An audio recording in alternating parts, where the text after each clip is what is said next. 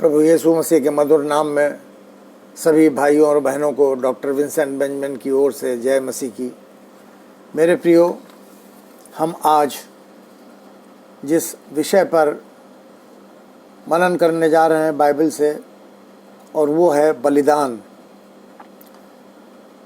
इसके लिए हम देखेंगे इब्रानियों की पुस्तक उसके 7वें अध्याय के 27 और 28 पद में वचन कहता है, उन महायाजकों के समान उसे आवश्यक नहीं कि प्रतिदिन पहले अपने पापों और फिर लोगों के पापों के लिए बलिदान चढ़ाए, क्योंकि उसने अपने आप को बलिदान चढ़ाकर उसे एक ही बार में पूरा कर दिया।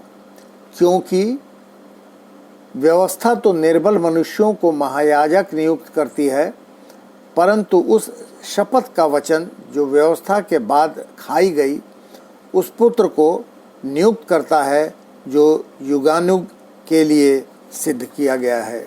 आइए हम प्रार्थना मांगे। प्रभु जी, हमारी सहायता करिए, हमारे साथ होइए। आज के दिन के लिए हम आपका धन्यवाद करते हैं जो हमको देखने को मिला जब हम जिंदों की ज़मीन पे हैं, और हम वचन के माध्यम से प्रभु यीशु मसीह जो आपने अपना बलिदान हमारे पापों के लिए किया है उसको समझ सकें और पाप से हम मुख मोड़ें, शुद्ध हों, पवित्र हों। क्योंकि आपका वचन कहता है कि तुम परमेश्वर का पवित्र मंदिर हो, तुम्हारा शरीर पवित्र मंदिर है।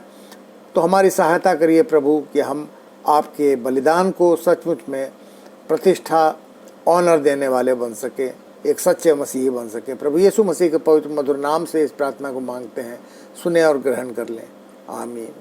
मेरे प्रियो, परमेश्वर का धन्यवाद हो आज के इस दिन के लिए कि हम सबों को इस विषय पर पढ़ने, विचार करने, मनन करने का समय हमको मिला है। बलिदान का संबंध जो है मेरे प्रियो, इसको समझने के लिए जो ऐसा कि अभी इब्रानियों की पुस्तक से पढ़ा गया, लेकिन हम उसको ज़रूरी है कि हम पुराने नियम से भी उस चीज़ को पहले देखना शुरू करें। क्योंकि कुर्बानी यानी बलिदान देना, सेक्रीफाइस करना क्यों आवश्यक है। अगर आपने मेरे पूर्व के संदेश को सुना होगा तो उसमें ध्यान होगा आपको कि लिखा है लय व्यवस्था की पुस्तक उसके 17 अध्याय के 11 पद में कि वेदी पर लोहू के चढ़ाने से ही हमारे पापों का प्रायश्चित होता है। तो लोहू के चढ़ाने से ही पापों का प्रायश्चित होता है, पहली बात। दूसरी बात, इफिसियों की पुस्तक उसके पहले अध्याय के 7वें पद में वचन कहता है, यीशु के लहू के द्वारा हमें हमारे पापों से, अपराधों से क्षमा उसके अनुग्रह से मिली है। तो प्रभु यीशु मसीह के लहू के द्वारा हमको हमारे पापों से, हमारे अपराधों से हमको क्षमा मिली है, और वो प्रभु यीशु मसीह के अनुग्रह के द्वारा हमको मिली है। आज भी कई धर्मों में पशुओं की बलि चढ़ाई जाती है, किंतु मसीही धर्म जो है वहाँ पर अगर हम पहला पत्रस उसके पहले अध्याय के 18 और 19 पद को देखें तो वहाँ पर हम पाते हैं कि प्रभु यीशु मसीह के बारे में लिखा है कि वो एक निष्कलंक और निर्दोष मेमना था। उसने अपनी कुर्बानी, अपना बलिदान दे दिया, जो पशुओं कि बलिदान के लिए अब उसके बाद कोई आवश्यकता नहीं रह जाती। जब प्रभु यीशु मसीह ने ही अपने आप को बलिदान कर दिया तो फिर और किसी भी प्रकार के बलिदान की आवश्यकता अब मनुष्य जाति के लिए नहीं रह जाती। अब हमको ये समझने की ज़रूरत है कि आखिर हम पापियों के लिए ये प्रभु यीशु मसीह ने बलिदान या कुर्बानी क्यों दी, क्योंकि कुर्बानी अपनी। तो इसको समझने के लिए मेरे प्रियो अगर देखें उत्पत्ति की पुस्तक उसके पहले अध्याय के 26 पद में, तो वहाँ पर इस प्रकार से लिखा है कि फिर परमेश्वर ने कहा, हम मनुष्य को अपने स्वरूप के अनुसार अपनी समानता में बनाएं। हम वर्ड इस्तेमाल किया गया वहाँ पे। अगर इंग्लिश की बाइबल पढ़ेंगे तो उसमें लेट अस मेक, तो अस, हम, यानी कि वहाँ पर परमेश्वर अकेला नहीं है। उसका अर्थ ये है कि वहाँ पर पिता, पुत्र और पवित्र आत्मा तीनों उपस्थित थे। और प्रभु यीशु मसीह जिसने ये सृष्टि बनाई, उस सृष्टि से प्यार करता है और वो किसी भी तरीके से नहीं चाहता कि ये पृथ्वी जो है या पापी जो हैं वो नष्ट किए जाए। वो पाप को मिटाने के लिए आया था, ना कि पापियों को मिटाने के लिए। बलिदान का मुख्य रूप से अगर हम पुराने नियम को देखें तो वहाँ पे 5 प्रकार के बलिदानों का वर्णन किया गया है। होम बलि, अन्न बलि और धन्यवाद बलि, जिसको पीस बलि भी कहते हैं, और पाप क्षमा बलि और दोष बलि। 5 प्रकार की ये बलिदान हमारे पवित्र धर्मशास्त्र में वर्णन किए गए हैं। और परमेश्वर ने जब आदम हवा को बनाया तो उनके बाद उनके 2 बच्चे कैन और हाबिल का वर्णन हम पाते हैं। और वो दोनों बच्चे जो हैं, हाबिल जो एक पशुपालक था और कैन जो किसान था, अन्न उपजाया करता था, तो वो दोनों अपने अपने चीज़ें लेकर के परमेश्वर के सामने भेंट के रूप में, बलिदान के रूप में लेकर के उसके सामने जाते हैं। लेकिन यहाँ पर ध्यान देने वाली बात यह है कि अगर हम बलिदान देते हैं, परमेश्वर को कुछ भी चढ़ाते हैं, तो उसमें हमारी नीयत कैसी है। अगर हमारी नीयत अच्छी नहीं है तो परमेश्वर उस बलिदान को स्वीकार नहीं करता है, जैसा कि उसने कैन के बलिदान को स्वीकार नहीं किया क्योंकि उसकी नीयत अच्छी नहीं थी। और हाबिल की भेंट बलिदान, उसका बलि जो थी वो स्वीकार की गई क्योंकि वो ग्रहण योग्य थी। वो अच्छी नीयत से उसने परमेश्वर के सामने बलिदान प्रस्तुत किया था। मेरे प्रियो, परमेश्वर जो है वो हमारा एक दयालु पिता परमेश्वर है, वो प्रेम करने वाला पिता है। अगर उत्पत्ति की पुस्तक उसके 18 अध्याय को पढ़ें तो पाएंगे कि उसने जब सदोम और अमोरा में बहुत ज़्यादा पाप बढ़ गया था तो वो उन दोनों नगरों को नष्ट करने पर था। और फिर जब उसने अब्राहम से ये बात की तो अब्राहम ने उससे विनती की कि प्रभु, अगर वहाँ पे क्या 50 लोग हों तो क्या तू उन नगरों को नष्ट कर देगा। फिर उसको डर लगा कि कहीं 50 ना मिले, तो फिर उसने 45, फिर 40, फिर 30, फिर 20, फिर 10 धर्मी जनों के बारे में कहा कि अगर 10 मिले, तो परमेश्वर ने कहा कि अगर वो 10 धर्मी जन भी उन पाप भरी हुई नगरी में मिल जाएंगे तो भी उसको वो नाश नहीं करेगा। क्योंकि मेरे प्रियो, परमेश्वर किसी को नाश करने से प्रसन्न नहीं होता है। अगर इब्रानियों की पुस्तक उसके 7 अध्याय को पूरा पढ़ेंगे तो वहाँ पर हम पाएंगे शुरू से कि मलिकिसिदक याजक का वर्णन वहाँ पे है। और वो याजक जो है वो राजा भी है और उसको दशवांश टाइथ चढ़ाया जाता था। और सारे महायाजक या याजक या जो भी कहिए जो इस दुनिया में आए, वो सब के सब यहाँ से अलविदा हो गए, चले गए। लेकिन प्रभु यीशु मसीह जो हमारी नई वाचा का महायाजक है, वो ज़िंदा है। जैसा कि अभी हमने जब ईस्टर का पर्व मनाया, दिवस मनाया, तो हमने देखा कि वहाँ पे परमेश्वर प्रभु यीशु मसीह किस प्रकार से कब्र से बाहर ज़िंदा निकल आता है। और इसीलिए वो सर्वोच्च है, सर्वश्रेष्ठ याजक है। मेरे प्रियो, परमेश्वर प्रॉफिट्स के माध्यम से, भविष्यवक्ताओं के माध्यम से हमसे बातें करते हैं और हमको निर्देश देते हैं कि हमको क्या करना है। और इब्रानियों की पुस्तक उसके पहले अध्याय के 2 पद में वचन कहता है कि उसी ने सारी सृष्टि की रचना की है। तो परमेश्वर ने सारी सृष्टि की रचना की है। और यूहन्ना रचित सुसमाचार उसका 3 अध्याय का 16 पद, जो हम सबों को बचपन से ही बाय हार्ट रहता है, कंठस्थ रहता है। और वहाँ पे हम जानते हैं कि लिखा है कि परमेश्वर ने जगत से ऐसा प्रेम किया कि उसने अपना इकलौता पुत्र दे दिया ताकि जो कोई इस पर विश्वास करे वो नाश ना हो पर अनंत जीवन पाए। तो जो कोई उस पर विश्वास करे, तो आवश्यक है कि उस पर विश्वास करना। और परमेश्वर ने अपने इकलौते पुत्र को दे दिया। और किस लिए दे दिया? बलिदान करने के लिए दे दिया। और वो बलिदान जो था वो एक सिद्ध बलिदान था। इब्रानियों की पुस्तक उसके 2 अध्याय के 10 पद में वचन कहता है कि प्रभु यीशु को दुख उठाने के द्वारा सिद्ध करने के संबंध में वचन ने हमको बताया है। तो प्रभु यीशु मसीह का जो बलिदान किया गया था वो उस बात को प्रमाणित करता है कि वो हमारे लिए आया, हमारे पापों के लिए अपने आप को उसने नाश कर दिया ताकि हम बच जाएं, हम पापों से हमारा छुटकारा हो जाए। प्रभु यीशु मसीह हमारा महायाजक है। इब्रानियों की पुस्तक उसके 4 अध्याय के 14 से 16 पद को पढ़ें तो वहाँ पर वो हमसे कहता है कि हमें उसे दृढ़ता से थामे रहना है।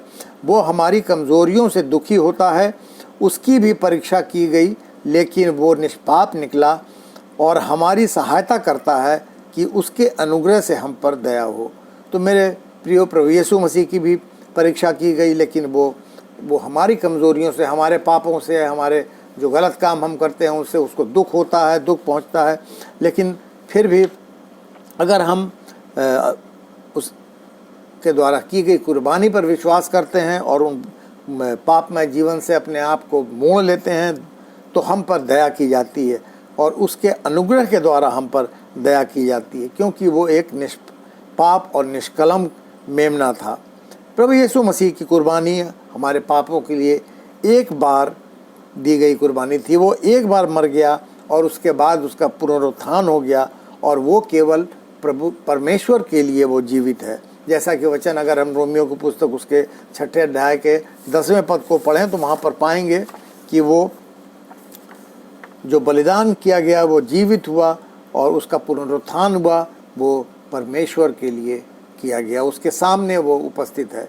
इब्रानियों की पुस्तक उसके 9वें अध्याय के 12, 14, 26 और 28 पद को अगर हम बारी बारी से पढ़ें तो हम वहाँ पाते हैं कि पशुओं के लोहू के स्थान पर अपने लोहू को बहाकर प्रभु यीशु मसीह ने हमको छुटकारा दिलाया, हमें हमारे पापों से शुद्ध किया ताकि हम जीवते परमेश्वर की सेवा कर सकें। यीशु ने एक बार ही बलिदान देकर हमारे सारे दुखों को, पापों को हमसे दूर कर दिया, क्योंकि हमारे अंदर पापों के लिए हमारे पापों के लिए उसने अपना बलिदान दिया ताकि हमारा उद्धार हो सके। इब्रानियों की पुस्तक उसके 10वें अध्याय के 10वें पद में वचन कहता है कि उसी इच्छा से हम यीशु मसीह की देह के एक ही बार बलिदान चढ़ाए जाने के द्वारा पवित्र किए गए। तो प्रभु यीशु मसीह ने अपना बलिदान एक ही बार किया हमारे पापों के लिए और उसके द्वारा हम पवित्र किए जाते हैं। अगर हम उस पर विश्वास करते हैं, उसके बलिदान को हम ऑनर करते हैं, इज्जत देते हैं, तो निश्चित रूप से हम पवित्र किए जाते हैं। प्रभु यीशु मसीह ने अपना बलिदान देकर के हमको पवित्र किया ताकि हम पिता परमेश्वर के पास पहुंच जाएं। जैसा कि पहला पत्रस उसके 3 अध्याय के 18 पद में वचन कहता है, इसलिए कि मसीह ने भी अर्थात अधर्मियों के लिए धर्मी ने पापों के कारण एक बार दुख उठाया ताकि हमें परमेश्वर के पास पहुंचाए। वो शरीर के भाव से तो घात किया गया पर आत्मा के भाव से जिलाया गया। तो इसीलिए क्योंकि वो उसका पुनरुत्थान हो चुका है और इसीलिए हम जिंदा खुदा को मानने वाले लोग कहलाते हैं। मसीही लोग जो हैं वो जिंदा खुदा को मानते हैं, क्योंकि वो शरीर के भाव से तो घात किया गया था लेकिन आत्मा के भाव से वो जिलाया गया था। प्रभु यीशु मसीह चाहते हैं कि जैसे उसने हमसे प्रेम किया, हम भी आपस में एक दूसरे से प्रेम करें, प्रेम के साथ रहें और उसके प्रेम का अनुसरण करें। इफिसियों की पुस्तक उसके 5वें अध्याय के 2 पद में वचन कहता है, और प्रेम में चलो जैसे मसीह ने भी तुमसे प्रेम किया और हमारे लिए अपने आप को सुखदायक सुगंध के लिए परमेश्वर के आगे भेंट कर बलिदान कर दिया। तो प्रभु यीशु मसीह हमसे कहते हैं, मेरे प्रियो, कि हम सबों को जैसे उसने हमसे प्रेम किया, हम भी आपस में एक दूसरे से प्रेम करें, प्रेम का बर्ताव करें सभी के साथ। पिता ने जगत से ऐसा प्रेम किया कि उसने अपना इकलौता पुत्र कुर्बान होने के लिए, हमारे पापों से छुटकारे के लिए बलिदान कर दिया, दे दिया। तो हमेशा भी हमें कुर्बानी देने के लिए और प्रेम करने के लिए तैयार रहना चाहिए। एक बार 2 देशों में युद्ध हो गया और एक वृद्ध महिला थी, वो राजा के पास गई और उसने कहा कि उसका इकलौता पुत्र है और वो अपने बेटे को युद्ध में भेजना चाहती है कि देश के लिए वो जा कर के लड़ाई में भाग ले। और राजा ने परमिशन दे दी और उसका लड़का युद्ध में लड़ने के लिए चला गया और जा कर के वहाँ वो शहीद हो गया। और उसके बाद वो स्त्री कुछ दिनों के बाद राजा के महल में आई और आ कर के वहाँ पे वो बहुत बुरी तरह से रो रही थी। और ऐसा हुआ कि तो राजा ने उससे पूछा कि तुम अपने बेटे के शहीद हो जाने की वजह से रो रही हो, तो हमें भी उसका बहुत दुख है। लेकिन वो महिला जो थी उसने जवाब दिया कि वो इसलिए नहीं रो रही है कि उसका बेटा शहीद हो गया, बल्कि इसलिए रो रही है कि उसके पास बलिदान कुर्बान करने के लिए, बलिदानी के लिए और कोई संतान नहीं है। मेरे प्रियो, जैसे हमारे पिता परमेश्वर ने भी अपने इकलौते बेटे को हमारे गुनाहों से छुटकारा दिलाने के लिए बलिदान कर दिया, हमें भी किसी भी दशा में प्रभु यीशु मसीह के बलिदान को व्यर्थ नहीं जाने देना है। उसके प्रेम और सेवा में हमेशा बने रहना है, ताकि हम उसके नाम की एक सच्ची गवाही दे सकें। परमेश्वर आप सबों को बहुतायत की आशीष दे। आइए हम प्रार्थना मांगें। प्रभु जी, धन्यवाद देते हैं कि आपने क्रूस पर सलीबी मौत सही अपने आप को कुर्बान किया ताकि हम पापी बच जाएं। प्रभु जी, हमारे दिलों के अंदर में वो आग दीजिए, वो समझ दीजिए कि वो आग हमेशा जलती रहे, ताकि आपके उस बलिदान को हम समझ सकें और हमेशा हम भी कुर्बानी देने के लिए आपके नाम पे तैयार रहें, और उस कुर्बानी को जो आपने हमारे लिए दिया है कभी भी व्यर्थ न जाने दें। प्रभु, हमें आपस में प्रेम से रखना सिखाइए। हम बहुत से बार जब देखते हैं कि हम मसीही लोग आपस में ही या दूसरे कौमों से मतभेद होने के कारण उनसे प्रेम नहीं करते, तो हमारे मनों को बदलिए, हमारे साथ होइए, होने दीजिए कि हमारा दिल प्रेम से भरा हुआ दिल हो, जिसके अंदर नफ़रत की कोई भी जगह ना हो। प्रभु, हमारे दिलों को भरिए ताकि हम आपके साथ, पिता के साथ प्रेम पूर्वक आपके भवन में रहने के योग अपने आप को बना सकें। जाने अनजाने हमसे जो कुछ भी गलतियां हुई हैं, त्रुटियां हुई हैं, प्रभु हम उसके लिए क्षमा मांगते हैं, और इस प्रार्थना को प्रभु यीशु मसीह के पवित्र मधुर नाम से मांगते हैं। सुनिए और ग्रहण कर लीजिए। आमीन। मेरे प्रिय भाइयों और बहनों, आप सबों को फिर से एक बार जय मसीह की, और आपसे अनुरोध है कि आप मेरे YouTube चैनल को और इस मैसेज को लाइक करें, इसको शेयर करें, और अभी तक अगर आपने मेरे YouTube चैनल को सब्सक्राइब नहीं किया है तो कृपया करके आप उस चैनल को, मेरे चैनल को सब्सक्राइब भी करें। धन्यवाद।